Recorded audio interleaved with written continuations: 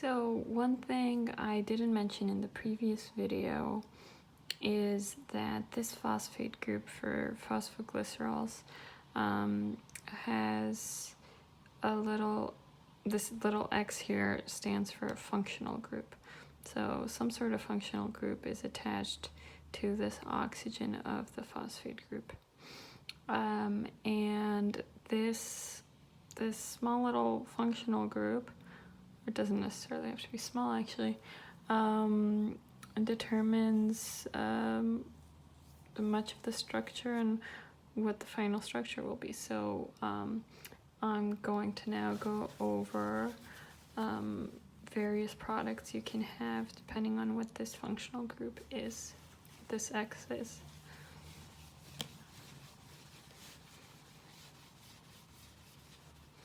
And depending on the nature of the functional group attached to it, you're going to have a net charge that's going to be different at physiological pH. So physiological pH, which is pH of the human body, is approximately 7.2 to 7.4. And these structures will all have different net charges at that pH. So these are all phosphoglycerols.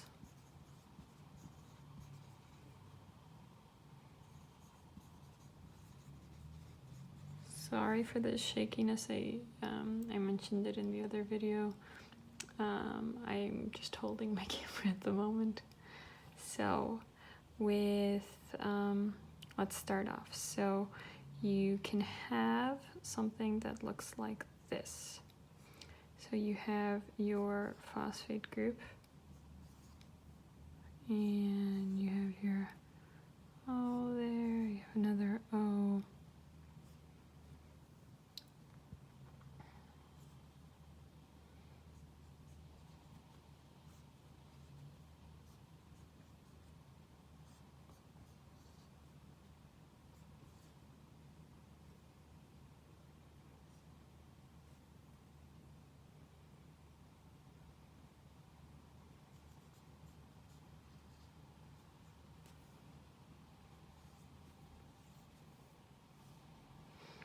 And here you have a negative charge that can resonate, which I will show in a second.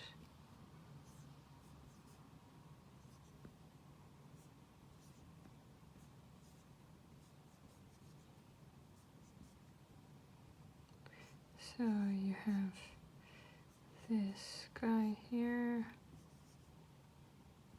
and you have this guy.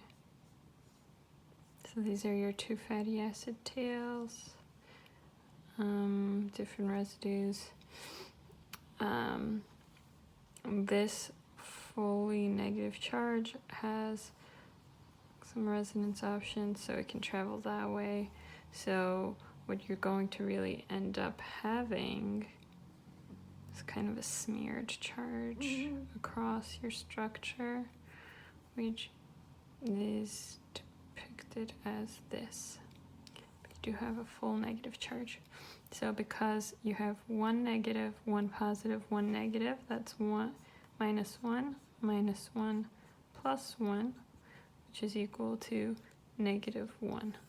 So that's your charge for this molecule.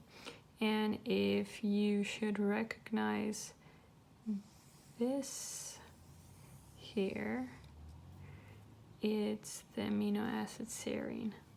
So this structure is called phosphatidylserine. Kind of good name.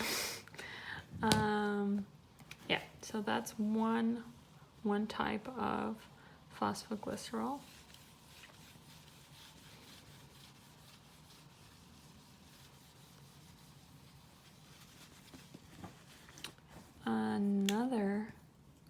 functional group you can have attached to your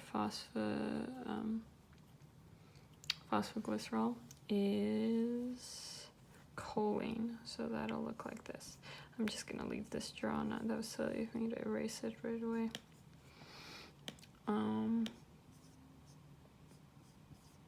So again, your fatty acid tails and H's. So then,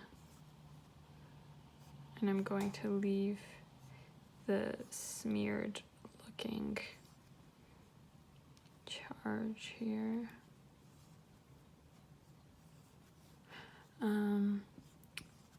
And this is going to be choline. So the name of the structure, if you didn't guess it already, is phosphatidylcholine. So then,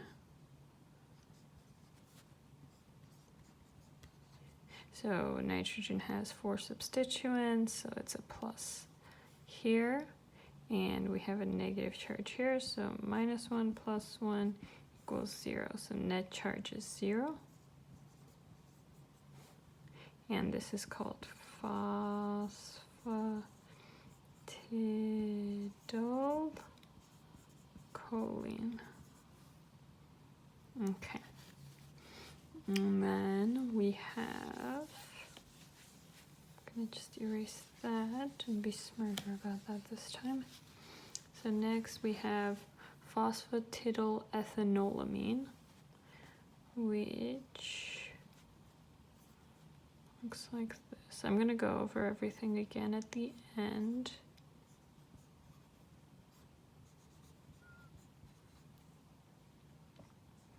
So this is a plus charge, minus charge, again, net charge equals 0, and this is called phosphatidylethanolamine. Ooh. Okay, so this here is the ethanolamine. Going to review that again, so don't worry if you did not catch it. The second structure we have is phosphatidylinositol. So this is a bit more confusing maybe. So this I'm going to draw in chair conformation.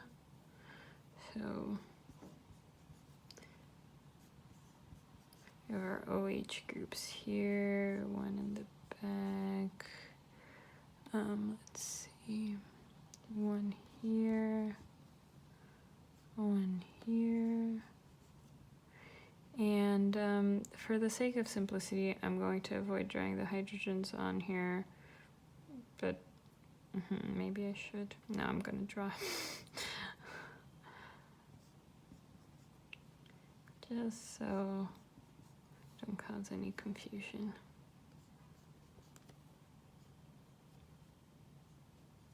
Okay, and then an H there. Okay, so this is inositol. This whole thing is inositol, and as you can see, it is pretty darn neutral. It doesn't have any charged species on it, so we're just left with the negative charge on our backbone on the phosphate group. So this is called phosphatidylinositol. Nice. And this has a net charge equal to -1, because this is 0, so -1 plus 0. And the last one we have is a biologically important molecule. So I'm going to draw it. Wait, let's see, how should I draw?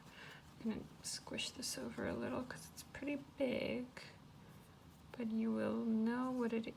You'll probably sort of know what it is once I do.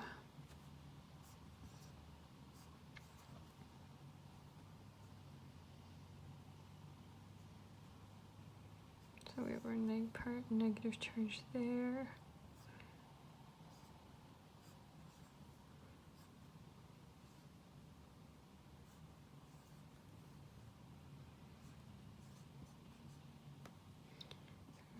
H2, H2.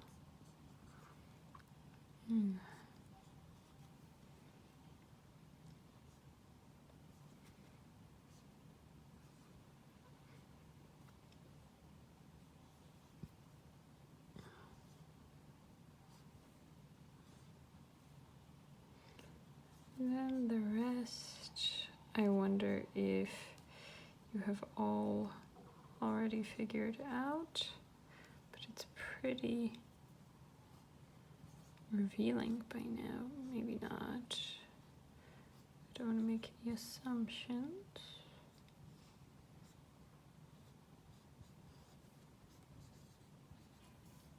Or at least they don't have to be the same R groups, so we can do 3 and 4. And then we have H2 there. So if you didn't notice, these are basically the kind of mirror images here. So this is diphosphatidyl. So we have 2 of them. Diphosphatidyl. 1, 2. So di equals 2. Diphosphatidyl glycerol. And in the middle we have, or here, let's see. Oops. Yeah. Oh, I misdrew this. Jump that there. So this is our glycerol. There we go. And so this is called diphosphatidylglycerol. And it's also called cardiolipin, which is a biological, oh, I'm so sorry, this was off the whole time. It's a biologically important molecule.